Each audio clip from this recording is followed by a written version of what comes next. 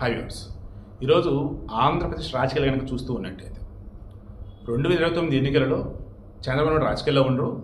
దాన్ని నారా లోకేష్ టీడీపీని లీడ్ చేస్తాడు, జనసేనని వచ్చేసి పవన్ కళ్యాణ్ లీడ్ చేస్తాడు, వైసీపీకి సంబంధించి జగన్మోహన్ రెడ్డి లీడ్ చేస్తాడు. ఇంకేమో అన్ని పార్టీలు విడిగా పోటీ చేస్తే ఓట్లు చీలిపోతే జగన్ మళ్ళీ గెలిచాడని చెప్పేసి కొంతమంది మాట్లాడతారు. అటువంటి వాళ్ళకి ఓరి అమాయకులారా, అసలు విషయం ఇది తెలుసుకోవాలని అనేసి లోకేష్ క్లారిటీ ఇచ్చాడు. పవన్ అన్నని మేము వదులుకునేదిలే, పవన్ అన్న మేము కలిసే ఉంటాం. That is Pawan Kalyan. 2029 ఎన్నికలు మేమే పోటీ చేస్తాం. మరో 30 సంవత్సరాలు మా పార్టీ మా కూటమి గవర్నమెంటే ఉంటుంది, మేమే కలిసే ఉంటాం. జగన్ కానీ వైసీపీ కానీ కొద్దిపాటి అవకాశం కూడా మేము ఇవ్వం.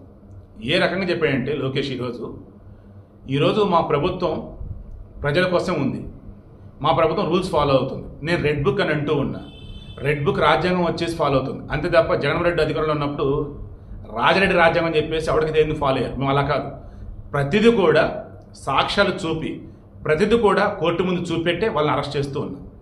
వాళ్ళు ముందస్తు బెయిల్కి వెళ్ళినా, అరెస్ట్ చేద్దని కోర్టులకు వెళ్ళినా, వాళ్ళు క్రాస్ చెక్ చేసి వాళ్ళు ఏది చెప్పారు అదే మేము ఫాలో అవుతున్నాం అని చెప్పేసి అన్నాడు. అంటే చాలా క్లారిటీతో ఉన్నాడు లోకేష్. ఏ రకంగా రెడ్ బుక్లో ఉన్న అందరిని మేము అరెస్ట్ చేయట్లే, రెడ్ బుక్లో ఉన్నటువంటి వాళ్ళు తప్పు చేశారా ఒప్పు చేశారా క్రాస్ చెక్ చేసి వాళ్ళు నిజంగా తప్పు చేశారంటే ఆధారాలు మొత్తం చూపించి అరెస్ట్ చేస్తున్నాం.